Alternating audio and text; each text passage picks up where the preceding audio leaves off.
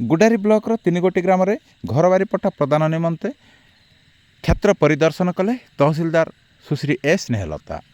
आज अर्थात गुरुवार पूर्वाह्न प्राय 11 घटिका अपराह्न प्राय 4 घटिका पर्यंत रायगड़ा जिला गुडारी ब्लॉक रो पेंडिल ग्राम पंचायत रो पाटकरेडा एवं करलाघाटी ग्राम पंचायत रो हालम एवं डंगर गंभारी रे घरबारी पट्टा प्रदान निमंते क्षेत्र परिदर्शन कले तहसीलदार सुश्री एस स्नेहलता।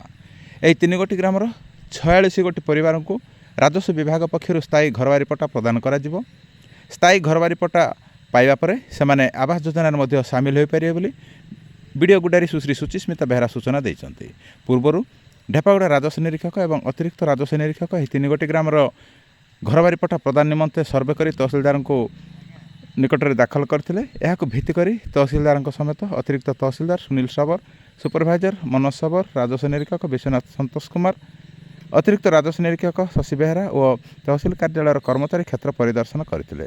पर्यायक्रमे यही 3 गोटी ग्राम समेत अनेक ग्राम घरबारी पट्टा प्रदान करा जिवो बोली तहसीलदार सुश्री एस स्नेहलता सूचना देइछन्ति।